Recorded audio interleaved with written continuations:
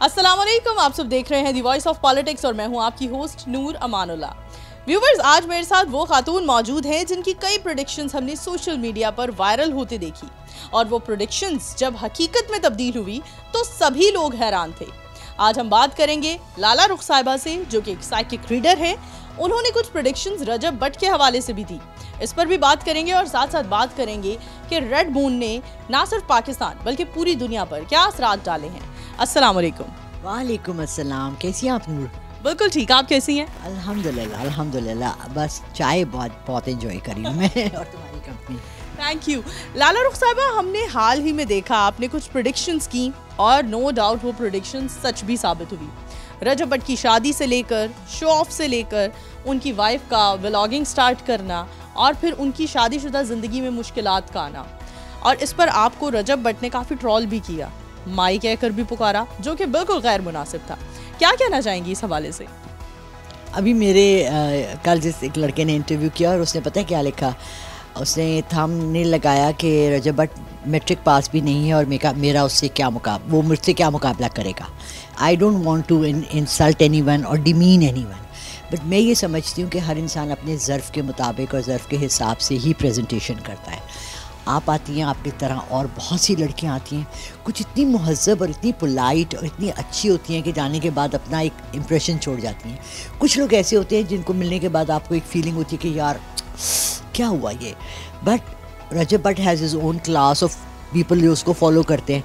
I have my own class, तो मैं उससे सिर्फ ये कहूँगी कि I don't mind anything that he said.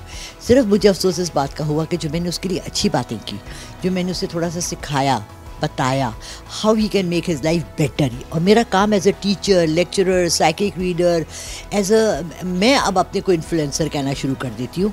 As an influencer ये होना है कि हम अपनी यंगर जनरेशन को बेटरमेंट की तरफ लाएं, बजाय इसके कि हम उनको जुआ सिखाएं, हम उनको ये सिखाएं कि यार अपने घर के दरवाजे खोल दें, अपनी माँ बहनों को ले आएँ, अपनी वाइफ्स को ले आएँ। और आपके लिए बहुत ज़्यादा बड़ी कोई अच्छी बात है, हमें चाहिए कि तकद्दुस जो घरों का है वो वैसा ही रहे।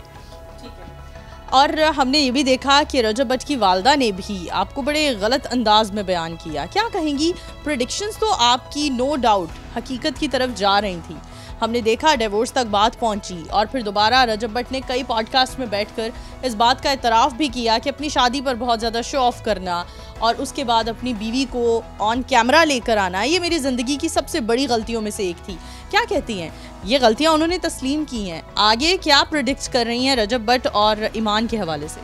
देखिए, ईमान में पहले दिन से कहती आ रही हूँ, is a very nice child. अगर ये सुलह भी हुई है तो ईमान की वजह से हुई है, बिकॉज वो बहुत पोलाइट और अच्छी घर की लड़की है, अच्छे तरीके से बात करती है, ठीक है। हाँ, वो एक वाइफ है, वो एक्सपेक्ट कर रही है, उस चाहती है कि उसके बच्चे का एक बाप भी हो। और अगर रजब भट्ट ने, I am sure of the camera, उससे बहुत आजी से प्यार से उसको मनाया होगा तो वो मानी है वापस आने पे। नहीं तो हमने उसके भाई के भी इंटरव्यूज़ देखे, ऑन के भी, वो लोग बिल्कुल तैयार बैठे हुए थे कि बस ये चीज़ ख़त्म हो जाएगी।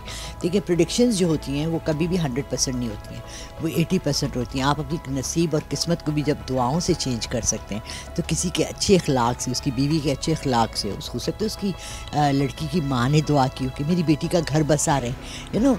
अब रजब की माँ से मैं जो चीज़ें एक्सपेक्ट करी थी वो मुझे नहीं नज़र I as a mother.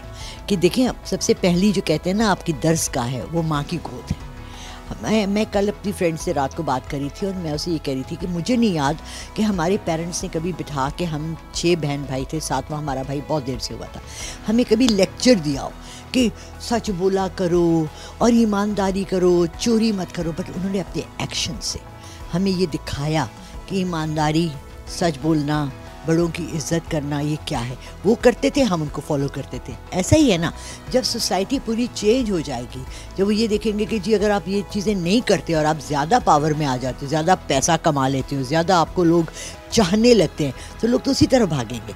And उसकी वालदा को चाहिए था कि वो एक्सेप्ट करती कि मैंने जो बातें की तो रजब को थोड़ा सा बदल जाना चाहिए, थोड़ा बेहतर होना चाहिए, अपनी अनानियत, ईगो, अपने इसको ये शोबाजियों को ज़रा सा हल्का टोन दे देना चाहिए। देखिए, अल्लाह ने अगर ये रहमत अल्लाह दे के भी, अल्लाह ने कुरान में लिखा है मैं तुम्हें देकर भी आजमाऊँगा और लेकर भी आजमाऊँगा। ये दौलत, औलाद हर चीज़ के लिए है, तो अल्लाह ने उसको जब इतनी दौलत दी तो ये आजमाइश है उसके लिए बहुत बड़ी। और देखिए कितनी मुश्किलें आई, इतनी दौलत होने के बावजूद वेयर इज ही, है ना।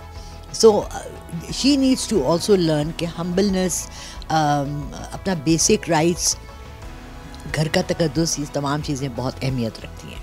हमने हाल ही में देखा पूरी दुनिया ने रेड मून को फेस किया, और इस रेड मून ने पूरी दुनिया पर क्या असरात डाले हैं, थोड़ा इस पर भी बात करें, और क्या ये असरात पॉजिटिव हैं या नेगेटिव हैं? अच्छा, इस दफ़ा सिर्फ रेड मून नहीं हुआ।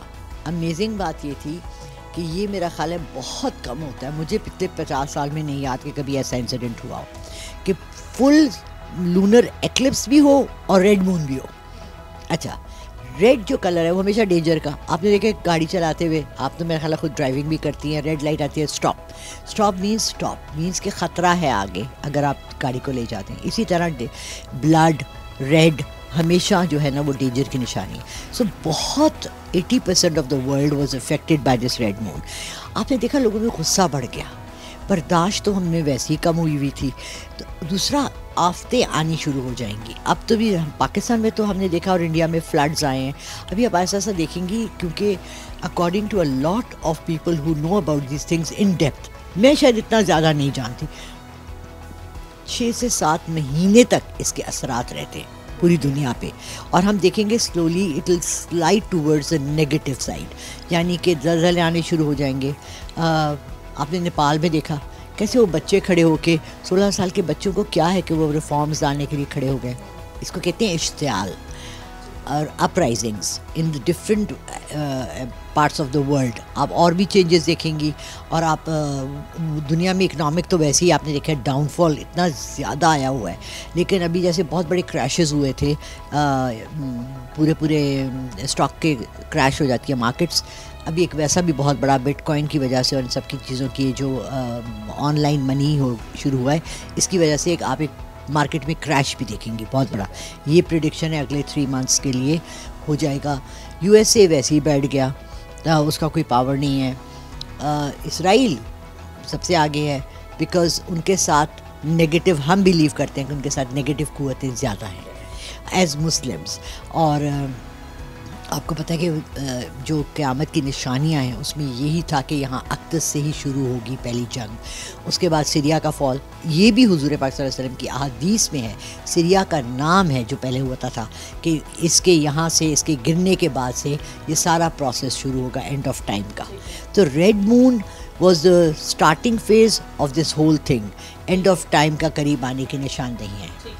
यानी हम ये कह सकते हैं कि रेड मून एक सिग्नल है, एक इंडिकेशन है कि एंड ऑफ टाइम का आगाज़ हो चुका है। इसके अलावा क्या कहती हैं एंड ऑफ टाइम के हवाले से, दुनिया ख़त्म होने वाली है खुदा न ख्वास्ता, इस हवाले से और क्या प्रेडिक्शंस देती हैं, और देखने वालों को क्या सजेस्ट करती हैं, कोई वज़ाइफ के हवाले से या सदक़ात के हवाले से? देखिए, मैं ये समझती हूँ कि सबसे ज़्यादा जो बड़ा दीन और ईमान है, हमारी इबादत हमारी ज़ाती होती है। आप अपने अंदर से साफ़ हो जाएं, क्लियर हो जाएं, क्यों आप देखिए, हम जिस माशरे में ना ये डर ख़त्म हो जाए कि हमने अल्लाह को जवाब देना और मरना है, ये 2 चीज़ें, मौत तो बरहक है, सब ने मरना है, राइट, और जवाब ये अल्लाह को देना है। ये तो ईमान लाने की पहली वो है कि आपने अल्लाह को जवाब देना है, आपने उसके सामने खड़े होना है। कोई भी एक्शन करने से पहले आप थोड़ा सा ये सोच लें कि जब मैं अल्लाह के सामने खड़ा हूँगा, मैं इस एक्शन का, वहाँ तो आपकी ज़ुबान सब बंद है, आप क्या जवाब देंगे?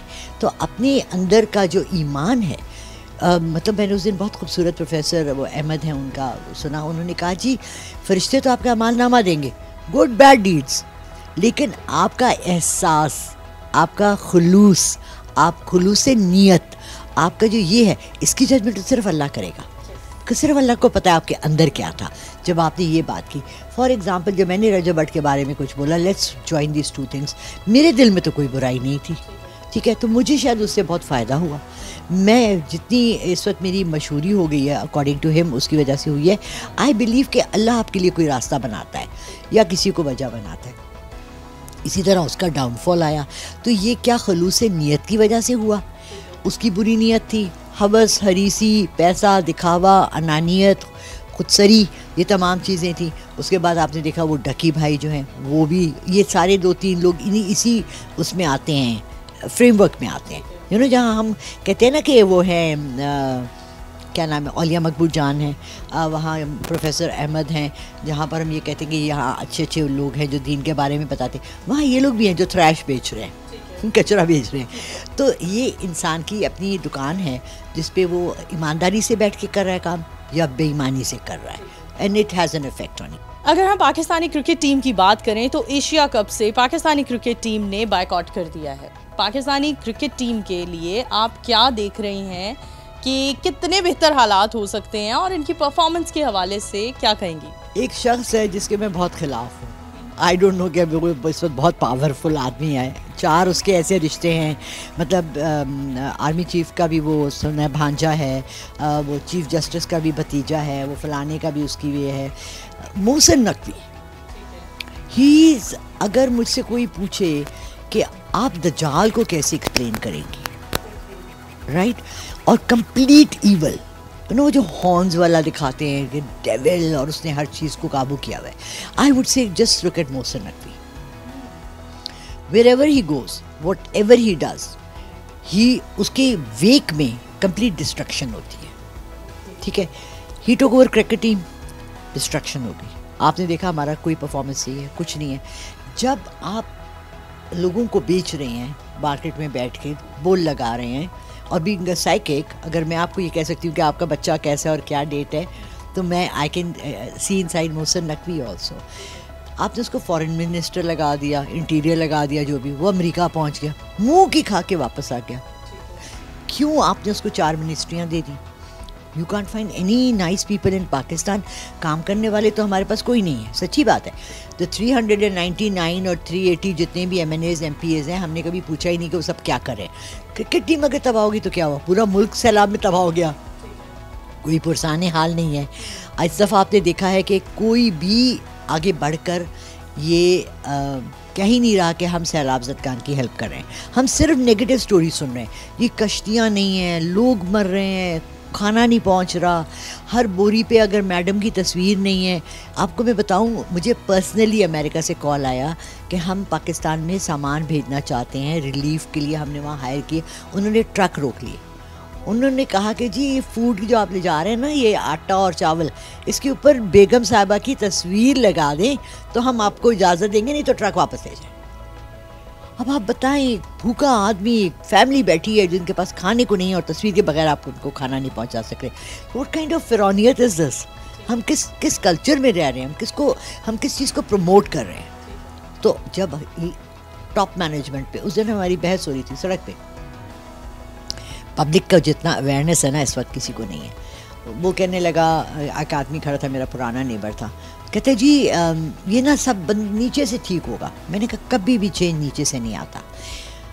अतातुर्क गुड लीडर, तुर्की को पूरे को चेंज रिफॉर्म कर दिया, खुमैनी पूरे ईरान का बदल दिया, आज अमेरिका ईरान से डरता है। एम आई राइट? ईदी अमीन अफ्रीका का एक बहुत बड़ा लीडर जिसने टॉप। आपने एक आदमी हिटलर था जिसने कि जंग अजीम शुरू की एक सिपाही से आके, लेकिन वो टॉप पर जब तक नहीं पहुंचा वो कुछ भी नहीं कर सका। सो कहते हैं कि सांप को मारना है ना तो गर्दन काट दो। कभी नहीं हमने सुना होगा सांप की दुम काट दो, टुकड़े कर दो, नहीं। It has to start from the top. अगर घर का या किसी कंट्री का या किसी ओहदे का बड़ा लीडर ख़राब है तो नीचे पूरा ट्रिकल डाउन करता है। खराबी ऐसे, it's like this, it's a fall, ठीक है ना। अगर ऊपर ठीक है और वो स्ट्रिक्ट है, यानी हमने तो कायद आज़म के बारे में इतने वाक़यात सुने। मेरा फेवरेट है कि वो एक दिन चाय पीते थे शाम को, तो उनके साथ एक बिस्किट की प्लेट भी आ गई। तो उन्होंने, आप कभी गवर्नर हाउस गई हैं? वो जो कुल्ले वाला होता है उसको बुलाया, उसने कहा बिस्किट कहाँ से आए? मुझे सरकार के पैसों से। उसने कहा वापस ले जाओ। माली गनीमत से क्यों आए? बिस्किट लाने थे, मुझसे पैसे ले लें। एक लीडर अपनी ईमानदारी से पहचाना जाता है। अगर मैं आपसे कहूँ कि ईमानदारी में बता दें चले कौन है, do you know even one person जिसको आप कह सकें कि हाँ?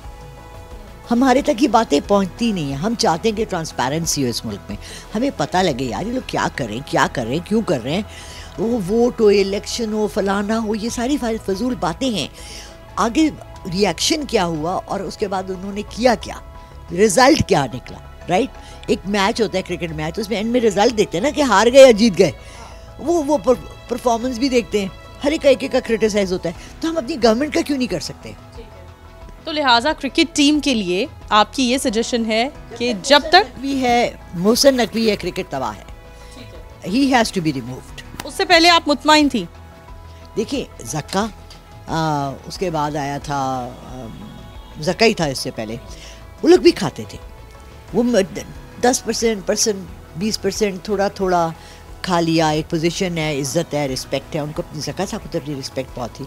दुबई किश्ती शुरू उन्होंने की थी, सुराख उन्होंने किया था, पूरी डुबा दी नकवी साहब ने आके।